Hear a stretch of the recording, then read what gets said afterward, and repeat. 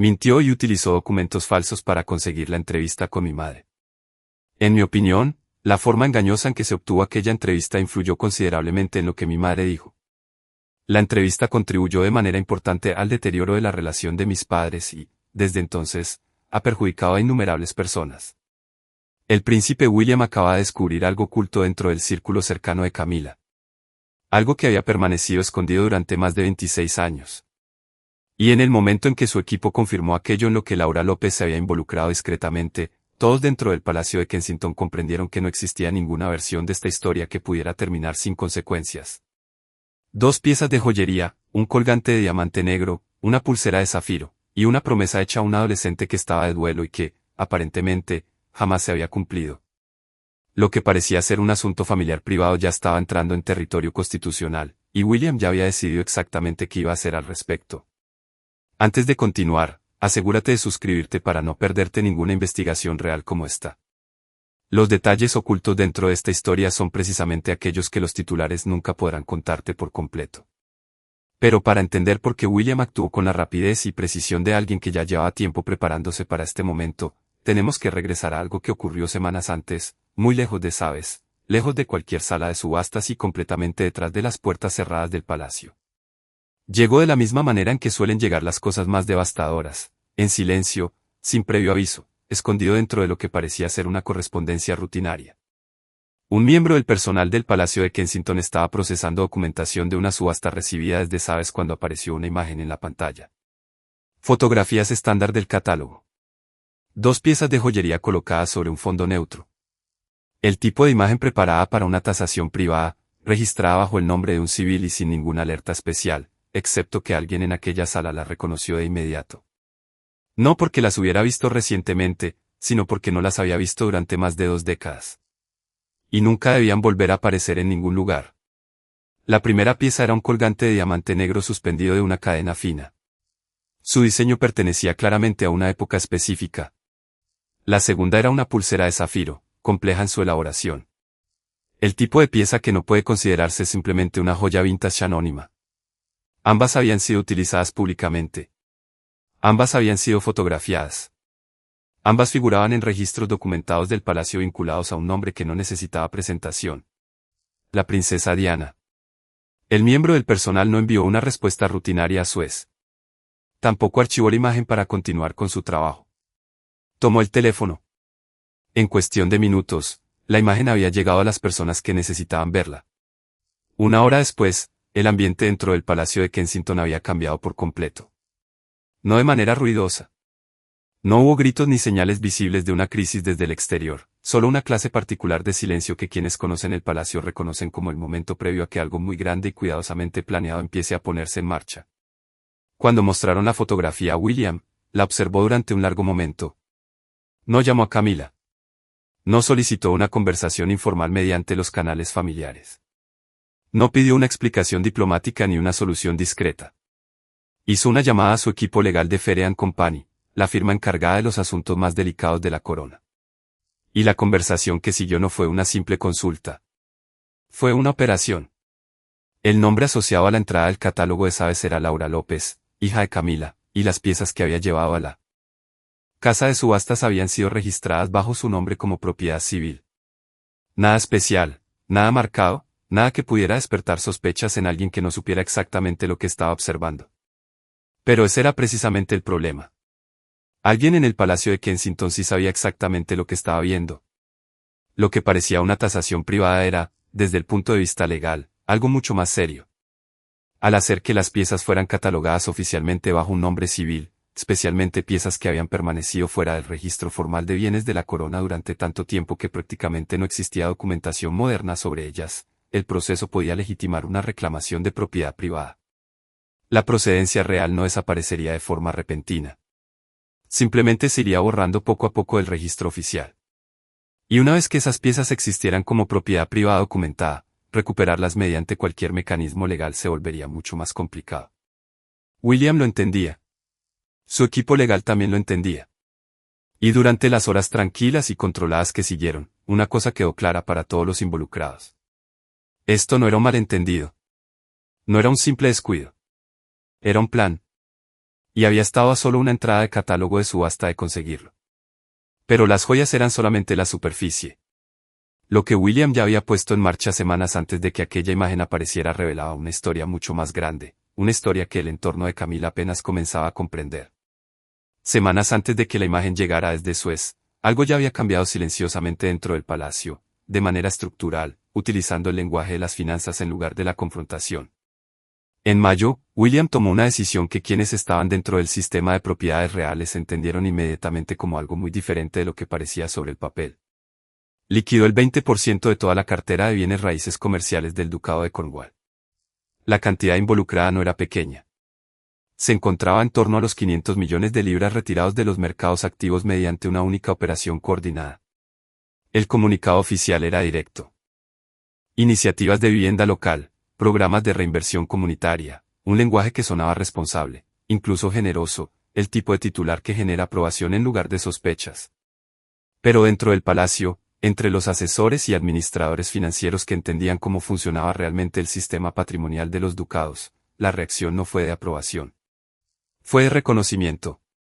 Durante años, más de 2 décadas según algunas versiones, una red de fideicomisos privados y fondos civiles vinculados había operado en las zonas grises de la estructura financiera de las propiedades reales. No de forma ilegal, en ningún sentido sencillo, sino de maneras que desviaban discretamente recursos hacia el círculo de Camila en lugar de dirigirlos a la línea directa de sucesión.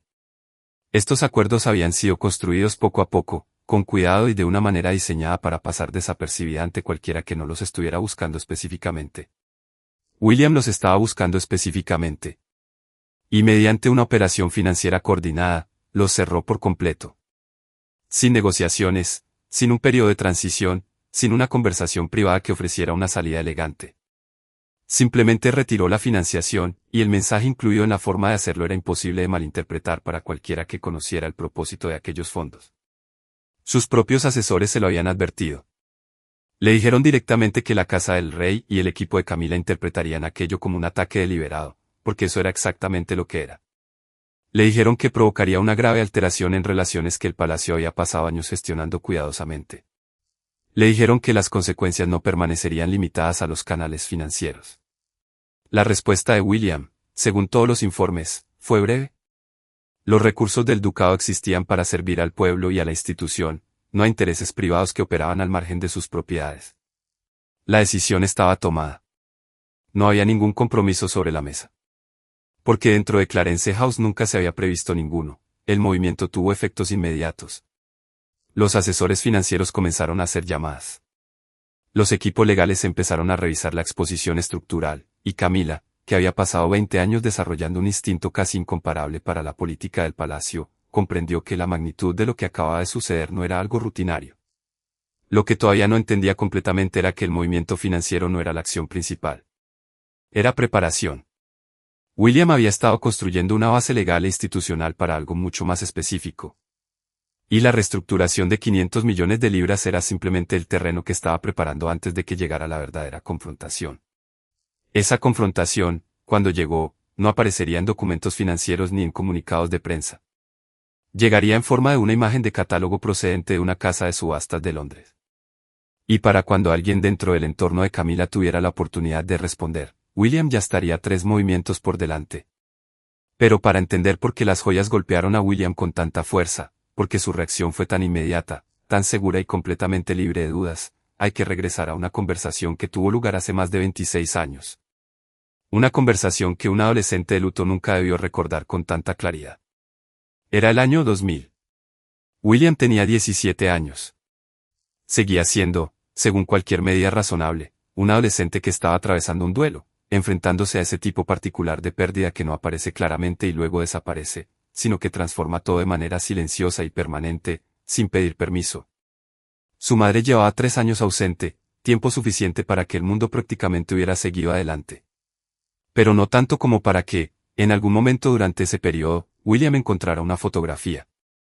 Los detalles exactos de dónde o cómo ocurrió nunca se han hecho completamente públicos, pero lo que contenía aquella fotografía se convirtió después en el centro de todo. En ella, Diana llevaba 2 piezas de joyería. Un colgante de diamante negro, una pulsera de zafiro, piezas que él reconocía, piezas que tenían el peso personal e irreemplazable de los recuerdos, más que el de un simple registro institucional. Preguntó por ellas. La conversación que siguió fue manejada con cuidado. Ese tipo de delicadeza medida que los adultos utilizan cuando intentan controlar una verdad difícil frente a alguien demasiado joven como para cuestionarla de manera efectiva. Le dijeron que las piezas habían sido guardadas, que ya no estaban disponibles, que estaban siendo cuidadas correctamente, en el lugar adecuado y por las personas adecuadas. En otras palabras, le dijeron que no se preocupara. Posteriormente, las piezas fueron colocadas en un depósito seguro en Highgrove, bajo llave, fuera del registro formal de bienes de la corona, sin aparecer en listas, sin ser catalogadas y sin documentación oficial dentro del sistema que habría permitido rastrearlas y recuperarlas mediante los canales institucionales habituales. Para todos los efectos prácticos, existían en una especie de sombra administrativa deliberada. Durante 26 años, no fueron vistas, al menos públicamente, ni en registros de subastas, ni en inventarios oficiales, ni en ningún lugar al que William o alguien actuando en su nombre pudiera señalar y decir, estas piezas pertenecen aquí y no están donde deberían estar. Y entonces Laura López entró en Suez. Lo que hizo que aquel momento fuera tan importante no fue simplemente que las piezas hubieran reaparecido. Fue la naturaleza específica de la forma en que habían permanecido invisibles durante tanto tiempo y lo que esa invisibilidad revelaba ahora sobre la intención detrás de ello. No eran piezas que se hubieran perdido. No habían sido extraviadas por descuido ni por un error administrativo. Habían sido mantenidas en una zona gris, fuera de la documentación oficial, en una posición donde la cuestión de la propiedad nunca podía responderse claramente mediante los registros porque no existía ningún registro creado para responderla, hasta que alguien decidió crear uno utilizando un nombre civil en una casa de subastas de Londres. Para William, la imagen procedente de esa vez no llegó como una sorpresa de la manera en que suelen llegar las sorpresas. Llegó como una confirmación. Una de esas confirmaciones que no provocan conmoción, sino una fría y clara sensación de comprensión. La sensación de finalmente entender por completo algo que siempre había sospechado, pero que nunca habías podido demostrar. Tenía 17 años cuando le dijeron que aquellas piezas estaban seguras. Ahora era un hombre adulto, esposo, padre y heredero aparente al trono británico. Y esta vez no había nadie en la habitación con la autoridad suficiente para decirle que no se preocupara. Pero saber lo que había ocurrido no era lo mismo que tener la capacidad legal para actuar. Para eso, William necesitaba algo que el palacio nunca había utilizado exactamente de esa manera, y ya lo había preparado. William no hizo una llamada telefónica. No envió un mensaje a través de los canales del palacio. No solicitó una reunión formal mediante el proceso administrativo habitual que regula la comunicación entre las casas reales. Él mismo condujo hasta Sandringham y llevó consigo una carpeta de cuero. Quienes estuvieron presentes en las habitaciones cercanas de la propiedad aquel día describieron el ambiente como inusualmente silencioso, no tenso en un sentido dramático y visible, sino con esa particular sensación de quietud que el personal experimentado del palacio asocia con conversaciones que jamás saldrán de la habitación donde tienen lugar. Dentro de aquella carpeta había un documento que el equipo legal de William había preparado con una precisión extraordinaria. Una carta patente para la reclasificación de activos, basada en un marco constitucional respaldado por precedentes legales reales existentes, que abordaba un escenario específico y profundamente incómodo. Establecía, con el lenguaje cuidadoso e inequívoco del derecho institucional, que si el monarca reinante no podía proteger adecuadamente las propiedades históricas de la corona debido a una capacidad física reducida o a una función ejecutiva comprometida, el heredero aparente tenía legitimidad legal para presentar una petición directamente ante el Consejo Privado. Las implicaciones de aquella petición no eran sutiles. En la práctica, colocaría a William como príncipe regente, privando al rey de autoridad ejecutiva sobre esos activos específicos hasta que el asunto fuera resuelto mediante el proceso constitucional. William puso la carpeta sobre la mesa y explicó en voz baja y sin mostrar aparentemente ninguna emoción lo que contenía. Le dijo a su padre que había dos caminos disponibles. Charles podía firmar el decreto que tenía delante, reclasificando oficialmente las joyas de Diana como propiedad de la corona, reservadas exclusivamente para la línea directa de sucesión, dejando completamente fuera al entorno de Camila, o William llevaría personalmente el asunto ante el Consejo Privado, y la cuestión sobre la capacidad del rey para proteger los activos de la institución se convertiría en un asunto registrado formalmente dentro del marco constitucional. No era un farol. William tenía la documentación. Tenía la legitimidad legal. Y Charles, asesorado por su propio equipo, comprendía ambas cosas con absoluta claridad. Lo que ocurrió durante el silencio entre aquella explicación y la respuesta del rey nunca ha sido descrito públicamente. El peso particular de un padre y un hijo sentados frente a frente, uno sosteniendo un documento que cuestionaba la capacidad del otro para liderar y ambos sabiendo que ese documento era legalmente válido, no es el tipo de momento que termina registrado en los archivos oficiales del palacio. Charles firmó. Una sola firma y, con ella, las joyas de Diana fueron reclasificadas formalmente como propiedad de la corona, destinadas exclusivamente a la línea directa de sucesión y completamente fuera del alcance del entorno de Camila o de cualquier persona relacionada con él. Lo más importante de aquel momento no fue el resultado legal, aunque el resultado fue decisivo. Fue lo que aquella firma representaba. Un monarca reinante reconociendo, mediante el simple acto de firmar, que su heredero tenía tanto la legitimidad como la voluntad de quitarle poder si se negaba a actuar, demostrando que el equilibrio institucional entre ambos ya no era lo que anteriormente parecía. Charles salió de aquella habitación todavía siendo rey, pero algo había cambiado de manera permanente, y todos aquellos que necesitaban comprenderlo lo comprendieron. El documento estaba firmado, pero una firma, por trascendental que fuera, solo era el comienzo de lo que la institución debía hacer después. Y la maquinaria que William puso en marcha a continuación avanzó más rápido de lo que nadie dentro del entorno de Camila había previsto. La firma del rey acababa de secarse y, en cuestión de horas, el asunto dejó de ser un problema familiar para convertirse en un procedimiento institucional. Lo que siguió no fue emocional. Tampoco fue dramático en ningún sentido visible. Fue procesal. El tipo de movimiento institucional. Frío y coordinado que el sistema legal británico ejecuta con una precisión que tiene muy poco en común con los conflictos humanos desordenados que lo provocan.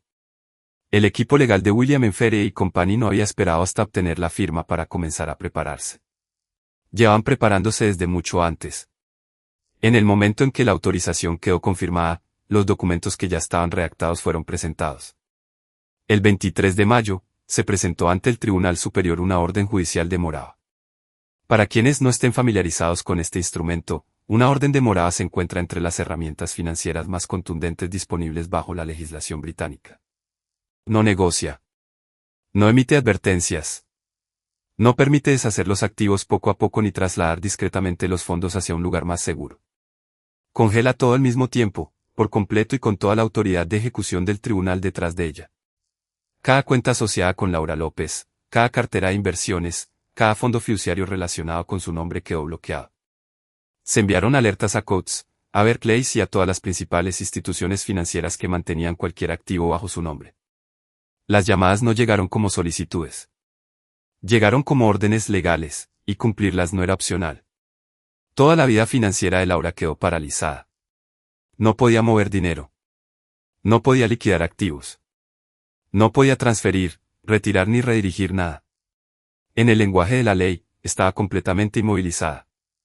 Y no tenía ningún mecanismo que le permitiera responder de inmediato. A las 5:30 de la mañana del 24 de mayo, antes de que la mayoría de Londres tuviera alguna razón para estar despierta, unos agentes llegaron a la propiedad de Laura López en Wiltshire. No era una visita de cortesía.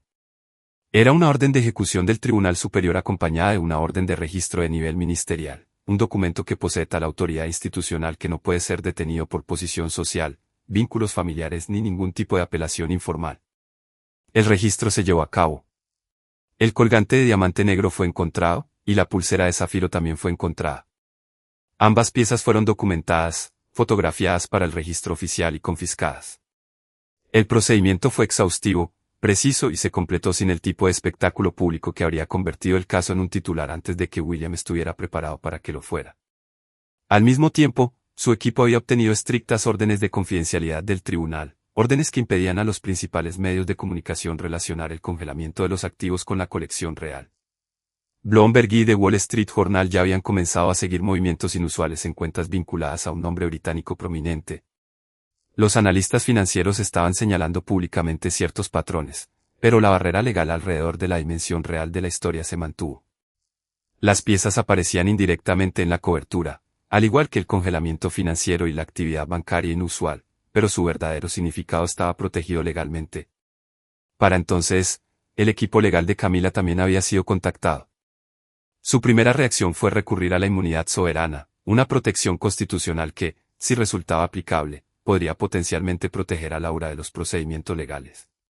Sus abogados les dijeron con bastante claridad que no funcionaría. La inmunidad soberana protege al monarca reinante y, en determinados contextos oficiales, a la reina consorte. No se extiende a los ciudadanos particulares. Laura López, bajo el marco que había construido el equipo de William, no estaba siendo tratada como un miembro protegido de la Casa Real. Estaba siendo tratada como una civil que tenía en su poder bienes de la corona obtenidos de manera indebida. Y en ese contexto, la ley estaba completamente del lado de William. La maquinaria legal había avanzado más rápido de lo que el entorno de Camila podía responder. Pero lo que vino después fue algo que ya nunca había perdido antes, y perderlo demostraría ser, a su manera, mucho más devastador que cualquier orden judicial. Existe un tipo particular de poder que no se anuncia mediante títulos, ceremonias o nombramientos oficiales. Se manifiesta a través del acceso, de la capacidad de levantar un teléfono y conseguir que la persona adecuada responda, de decir unas palabras discretas al periodista correcto y ver cómo cambia la narrativa, de controlar la historia antes de que la historia termine controlándote a ti. Durante 20 años, ese había sido el arma más poderosa y confiable de Camila. Y en la mañana del 24 de mayo, William se la quitó por completo. La oficina de prensa del Palacio de Buckingham, el aparato institucional mediante el cual las casas reales se comunican con los medios británicos, gestionan sus mensajes y, cuando es necesario, redirigen la cobertura, quedó bajo un bloqueo de comunicación. No habría declaraciones, ni reuniones informativas privadas, ni conversaciones informales con corresponsales favorables, ni desmentidos cuidadosamente redactados, nada sería difundido externamente sin autorización directa del Palacio de Kensington. Para una mujer que había pasado 2 décadas transformándose de la figura más despreciada públicamente de la monarquía en alguien cercano a la aceptación, gracias a un dominio constante y extraordinario precisamente de este tipo de gestión discreta de la prensa, el silencio no era simplemente incómodo. Era existencial. Camila siempre había entendido que su posición dentro de la institución no dependía únicamente de un título legal o de un nombramiento real. Había sido construida cuidadosamente y durante un periodo enorme mediante el manejo de la percepción pública. Había soportado años de hostilidad. Había esperado. Había trabajado. Había moldeado narrativas, cultivado relaciones con las personas adecuadas en las reacciones correctas y, poco a poco, dolorosamente, había logrado pasar de los márgenes de la simpatía pública hacia una posición mucho más estable. William también entendía esto tan bien como cualquiera, y precisamente por eso decidió actuar primero contra ese poder.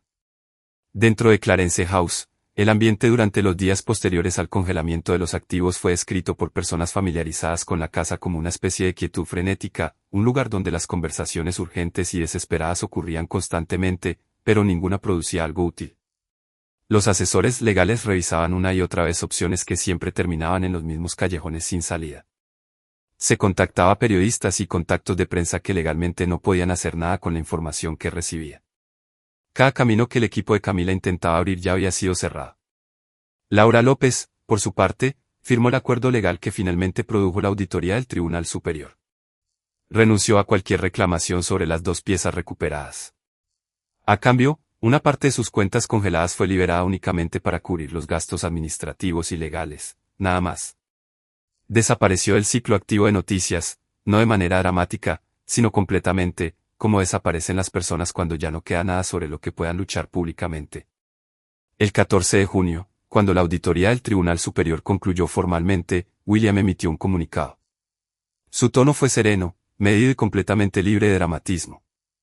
Dijo que el legado de su madre no era una mercancía sobre la que se pudiera negociar, ni cuya historia pudiera ocultarse, y que el límite había quedado establecido. Entonces anunció el Diana Heritage Trust, una entidad legal creada con términos que, según quienes lo revisaron, eran prácticamente inquebrantables. Cada pieza de joyería y cada objeto personal perteneciente a Diana que estuviera oficialmente documentado y pudiera ser recuperado quedaba ahora destinado exclusivamente a Catherine, princesa de Gales, y con el tiempo a la princesa Charlotte. Ninguna otra casa, ningún otro reclamante, ningún camino de acceso que no pasara directamente por la siguiente generación de la línea directa de sucesión. En cualquier medida, era una eliminación completa y permanente de cualquier influencia que el círculo de Camila hubiera acumulado silenciosamente alrededor del legado de Diana. Pero la auditoría también había descubierto algo más. Algo que cambió la dimensión de todo lo que acababa de suceder y que hizo que las piezas recuperadas parecieran de repente la parte más pequeña de una historia mucho mayor. Porque las 2 piezas que William había recuperado no eran, como resultó después, las únicas que faltaban. Y lo que la auditoría reveló a continuación dejó a todos en la habitación completamente paralizados. Se suponía que la auditoría debía cerrar el asunto. No lo cerró. Lo que descubrió la revisión del Tribunal Superior, contenido dentro de un archivo clasificado que posteriormente se filtró desde el Ministerio de Justicia, era información que cambiaba por completo la forma de entender todo lo ocurrido durante las semanas anteriores. No como una conclusión, sino como una simple superficie. Las 2 piezas recuperadas de la propiedad de Laura López en Wilshire no representaban todo lo que faltaba del depósito de Grove. De hecho, eran las únicas 2 piezas que todavía no habían sido trasladadas. El depósito había contenido un total de 14 objetos documentados. El equipo de William había recuperado 2. Otros 12 seguían sin explicación.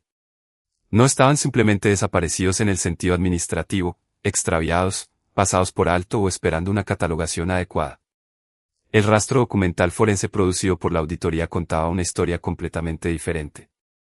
Las 12 piezas habían sido trasladadas mediante una coordinación deliberada, transferidas a través de canales diseñados para ocultar tanto su origen como su destino, y ahora estaban bajo el control de una empresa privada anónima registrada en el estado de Delaware. Delaware, no Londres, ni ningún lugar dentro del alcance del sistema legal británico que acababa de actuar con tanta rapidez y determinación para recuperar las 2 piezas de Sabes. Quien hubiera estructurado todo aquello comprendía con bastante sofisticación exactamente dónde terminaban los límites de la jurisdicción legal británica. La elección de Delaware no fue accidental. Fue estratégica. Las piezas habían sido colocadas en un lugar que una orden judicial del Tribunal Superior no podía alcanzar, al que una orden de registro ministerial no podía llegar y desde donde Farhan Company, pese a toda su autoridad institucional, no tenía un mecanismo sencillo para recuperarlas. El archivo filtrado contenía un detalle adicional que dejó helados a quienes lo leyeron. El rastro forense utilizaba un nombre en clave para identificar a quien estaba en el centro de la operación más amplia. En el lenguaje cuidadosamente utilizado por el documento, se hacía referencia a él como la conexión Montecito. Para cualquiera familiarizado con la historia reciente de la familia real, aquella palabra no necesitaba mayor explicación. Monteito Isaac. Y en el contexto de esta historia, también apuntaba hacia alguien que abandonó permanentemente el Reino Unido, que durante años ha atravesado un distanciamiento complejo y ampliamente documentado de la institución, y que tendría tanto los recursos como la motivación para conservar piezas del legado personal de Diana en una colección privada fuera del alcance de la corona británica. Alguien que, en otras palabras, tendría mucho que ganar utilizando aquello como presión y prácticamente nada que perder al conservarlo. Para William, el peso personal de esta revelación existía en un nivel que ningún documento legal podía expresar por completo. Había luchado para recuperar las joyas de su madre. Había acorralado a su padre en una habitación de Sandringham. Había movilizado toda la fuerza de la estructura legal de la corona. Había ganado por completo, institucionalmente y de manera decisiva, y había recuperado 2 piezas de un total de 14.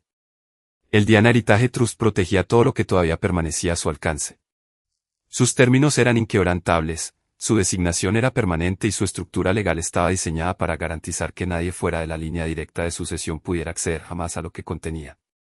En todos los sentidos, era la respuesta correcta a lo que había sucedido. Pero 12 piezas estaban en Delaware y el fideicomiso, por perfectamente diseñado que estuviera, no podía cruzar un océano. Lo que William había asegurado era el futuro. Lo que no pudo recuperar ya se había ido, en manos de alguien que comprendía con una precisión incómoda exactamente lo que tenía. El palacio había ganado completamente la batalla legal. Pero la historia, como resultó, ya se había trasladado a un lugar donde la ley no podía seguirla, y el público estaba a punto de conocer lo suficiente como para comenzar a hacer las preguntas que nadie en una posición oficial estaba preparado para responder. Las órdenes de confidencialidad se mantuvieron, pero solo podían contener cierta cantidad de información. Lo que la prensa británica no podía informar directamente, la prensa financiera ya había comenzado a investigar desde fuera. Los analistas de Bloomberg llevan semanas siguiendo patrones inusuales de congelamiento en varias de las principales instituciones bancarias británicas. Patrones que, considerados por separado, podían parecer procedimientos legales rutinarios, pero que, vistos en conjunto, apuntaban hacia algo coordinado a un nivel que los procedimientos normales simplemente no alcanzan. The Wall Street Journal había asignado periodistas a la historia. Ninguno de los 2 medios podía mencionar legalmente la conexión real, pero la forma de lo que estaban describiendo era suficientemente visible como para que cualquiera que prestara atención pudiera comenzar a sacar sus propias conclusiones. Y muchas personas estaban prestando mucha atención. La historia que llegó al público no era la historia completa. No podía hacerlo debido a las barreras legales que rodeaban sus detalles más importantes. Pero los fragmentos que salieron a la luz fueron suficientes para provocar el tipo de conversación pública que el palacio siempre ha temido más. No la clase que puede controlar, sino aquella cuyos límites no puede determinar. El nombre de Diana entró primero en la conversación a través del anuncio del Heritage Trust. El comunicado de William, sereno, medido y deliberadamente definitivo, fue difundido internacionalmente en cuestión de horas. En el Reino Unido, la reacción fue inmediata y complicada.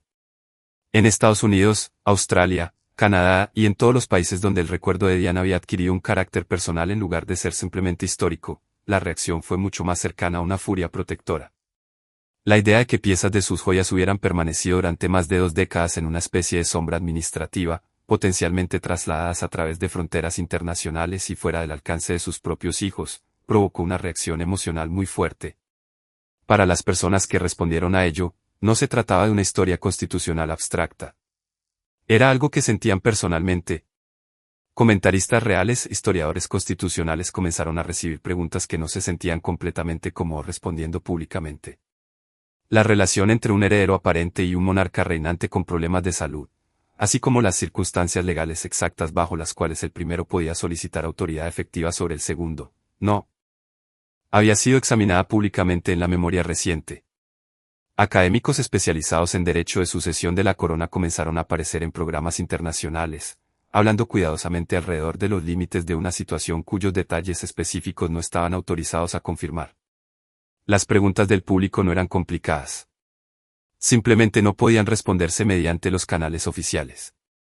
¿Qué era la conexión Montecito? Porque el palacio no había explicado públicamente qué había ocurrido con las 12 piezas desaparecidas. Si el Tribunal Superior había actuado con tanta determinación sobre 2 objetos, que impedía que la misma maquinaria legal persiguiera las 12 piezas restantes. Y la pregunta que permanecía debajo de todas las demás, sin ser pronunciada pero completamente evidente, ¿quién había coordinado todo esto desde fuera del país y durante cuánto tiempo? Clarence House no emitió ningún comunicado. La declaración del Palacio de Kensington permaneció exactamente como William la había redactado, un único párrafo deliberado sobre el legado y los límites, diseñado para poner punto final al asunto en lugar de abrir una conversación. El silencio del palacio no fue accidental. Era el único instrumento de control que quedaba disponible para una institución que, en todos los demás aspectos, ya había dicho mediante el sistema legal todo lo que pretendía decir. Pero el silencio en la era de los medios internacionales y el periodismo financiero no significa lo mismo que contener una historia. Simplemente es la forma preferida del palacio de reconocer que la conversación ha llegado a un lugar al que ya no puede seguirla. Y entonces William hizo algo que no necesitaba ninguna palabra, porque el mensaje que entregó después nunca estuvo destinado a ser pronunciado. Hay momentos dentro de la monarquía británica que no están diseñados para ser comprendidos por todo el mundo. Están diseñados para ser entendidos exactamente por las personas adecuadas y para que esas personas los comprendan completamente sin que se pronuncie una sola palabra. Varias semanas después de que terminara la auditoría del Tribunal Superior, William y Catherine aparecieron juntos en un compromiso real oficial. La ocasión en sí no tenía nada de extraordinario según los estándares del calendario. Era una aparición pública programada, del tipo que llena la agenda real durante todo el año, con la presencia habitual de funcionarios, dignatarios y miembros de la prensa cuyo trabajo consiste en documentar exactamente aquello que se les muestra. Lo que Catherine llevaba aquella noche no era nada común. Alrededor de su muñeca, colocado con la tranquila deliberación de algo que había sido considerado cuidadosamente antes de ser puesto allí, había una pieza de joyería de Diana. No era la pulsera de zafiro recuperada de Wiltshire, ni el colgante de diamante negro que había sido confiscado y oficialmente reclasificado. Era una pieza diferente. Una que siempre había estado correctamente documentada. Una que nunca había salido del registro oficial. Una que pertenecía, sin ninguna ambigüedad legal, exactamente al lugar donde ahora aparecía, en la muñeca de la mujer que algún día sería reina. No hubo ningún anuncio acompañándola. No se ofreció ninguna información previa a la prensa antes de la aparición. Ningún miembro del equipo de comunicación del Palacio de Kensington la señaló ni explicó su significado a los periodistas que esperaban. Simplemente estaba allí, de la misma manera en que a veces están las cosas más deliberadas, visibles para todos, explicadas a nadie y sin necesidad de explicación para quienes ya sabían qué buscar. Los fotógrafos la captaron.